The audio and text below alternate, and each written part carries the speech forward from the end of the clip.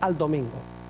Los protestantes, quienes profesan regirse por la Biblia y la Biblia sola, y que afirman no creer nada que no se encuentre en la Biblia, deben estar medio confundidos al observar el domingo, cuando Dios dijo claramente: santificarás el día sábado.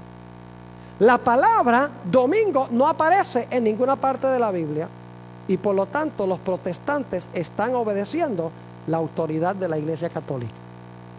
Una última cita, esta es del cardenal Gibbons.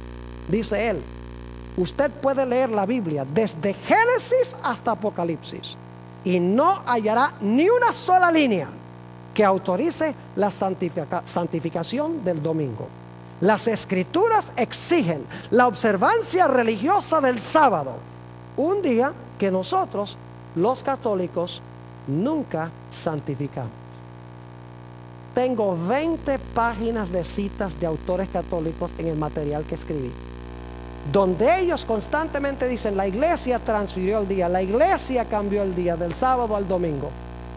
¿Quién le dio autoridad a la iglesia de cambiar la santa ley de Dios? ¿Quién le dio la autoridad de sacar el segundo mandamiento de la ley de Dios y dividir el 10º en 10 y decir que el día de reposo no es el sábado sino es el domingo? La Biblia dice que el cuerno pequeño pensó que podía cambiar los tiempos y la ley. Noten que no los cambió. Pensaba o intentó cambiar los tiempos y la ley, pero en realidad no lo pudo hacer. Característica número 10. Este poder iba a gobernar 1260 años. Esto es lo más extraordinario. ¿Saben ustedes que la Iglesia Católica gobernó exactamente 1260 años? Recibió su poder cuando Roma cayó, cuando los ostrogodos, quienes controlaban a Roma, cayeron en febrero del año 538. El emperador Justiniano hizo del obispo de Roma el señor en el oriente y en el occidente del imperio, dijo el emperador Justiniano. Lo interesante es que en febrero del 538 la Iglesia Católica recibió el poder. En febrero de 1798, en la culminación de la Revolución Francesa, fíjese, en el mismo mes, febrero 10 de 1798, exactamente 1260 años después de recibir el poder, en febrero del año 538, el general Berthier, enviado por Napoleón Bonaparte, entró al Vaticano, bajó de su trono al Papa Pío VI, le quitó sus anillos, le quitó su corona y fue llevado cautivo a donde murió exiliado en Valencia, en Francia. ¿Recuerdan que leímos que el que lleva en cautiverio va en cautiverio? Ustedes pueden mirar, el poder civil de Francia se levantó con el fin de acabar con el poder papal. ¿Saben ustedes que Francia se le conoce como la hija mayor del papado? Porque Clodoveo, el rey de los francos, fue el primero en darle poder a la Iglesia Católica. Pero fue Francia en la Revolución Francesa, y deponiendo al Papa de su trono, que le quitó el poder exactamente 1260 años después de recibir su poder. Característica número 11. Después de la herida mortal, la herida se le iba ¿a qué? A sanar. ¿Estamos viendo hoy el sanamiento de esa herida? Escuchen lo que decían los historiadores cuando cayó el papado en 1798. Dice uno: el papado, claro, ellos no conocían la profecía de Apocalipsis 13, el papado estaba extinto. No quedaba ni un vestigio de su existencia. Y de todos los poderes católicos romanos, ninguno levantó ni un solo dedo para defenderlo. La ciudad eterna ya no tenía príncipe ni pontífice. Su pontífice estaba muriendo en tierras extranjeras, y ya se había dado el decreto de que no se permitiría la elección de un sucesor. El historiador dice: el papado estaba extinto, si tan solo pudiera haber vivido hoy. ¿Ustedes vieron el funeral de Juan Pablo II? ¿Vieron la cantidad de gente que fueron de todos los países a ese funeral? Incluyendo 4 presidentes de los Estados Unidos.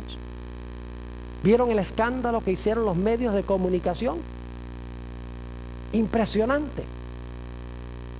Dice otro historiador, en cuanto a la caída del papado, con razón, la mitad de Europa creía que el veto de Napoleón, es decir, que no se iba a elegir otro papa, sería obedecido, y que al igual que el papa, el papado estaba muerto. Otro historiador dice, las muchedumbres pensaban que el papado estaba a punto de morir y se preguntaban si Pío VI sería el último pontífice y si el cierre del siglo XVIII marcaría la caída de la dinastía papal. Otro historiador dice, el papado había sufrido su más profunda humillación y parecía estar aniquilado. La revolución les suministró, escuchen bien, una herida que según parecía no quería sanarse sino hasta fines del siglo XX. Y este es un historiador secular. Una herida que no quería sanarse sino hasta fines del siglo XX, dice este historiador. Aún Malaquías Martín, el jesuita, dice esto en cuanto a los últimos 200 años. Dice, la Iglesia Católica ha estado inactiva durante los últimos 200 años. Y fíjense lo que declara. Dice, por 1500 años y más, Roma había mantenido un dominio con mano fuerte sobre cada comunidad local del mundo. En gran medida, y admitiendo algunas excepciones, ese era el punto de vista romano. Es decir, dominar. Hasta, escuchen, que 200 años de inactividad le fueran impuestos al papado por los grandes poderes seculares del mundo. ¿Cuántos años de inactividad dice Malaquías Martín? Esto lo escribió en 1986. 200 años. Si ustedes van de 1986, 200 años hacia atrás, los lleva muy cerca de 1798. El mismo dice que durante 200 años después de 1798, el papado estaba inactivo porque tenía una herida mortal. Pero la herida se va a sanar. Noten lo que dice este teólogo. Dice, la Iglesia Católica nunca, este no es un teólogo adventista, dice, la Iglesia Católica nunca ha desistido de su deseo de restablecer la unión medieval de la Iglesia y el Estado, con el objetivo final de crear un Estado y una teocracia de alcance global. La iglesia Estado romano, porque lo dice la Iglesia Estado romano, es un híbrido, un monstruo de poder eclesiástico y político. Su idiosincrasia política es totalitaria, y cuando se le ha dado la oportunidad de implementar sus principios, el resultado ha sido la represión sangrienta. Sí, en los últimos 30 años ha suavizado el tono de sus declaraciones de tener poder plenipotenciario, supremo e irresponsable, y ha asesinado menos gente que antes. Este cambio de conducta no se debe a un cambio de ideas, sino a un cambio de circunstancias. La Iglesia Estado romano en el siglo XX, escuchen esto, es un presbiteriano. Él no interpreta Apocalipsis 13, la herida mortal, como lo hemos hecho aquí, porque no entiende la plenitud de lo que hemos estudiado. Pero sí capta esto. Dice, la Iglesia Estado romano en el siglo XX se está recuperando de una herida mortal.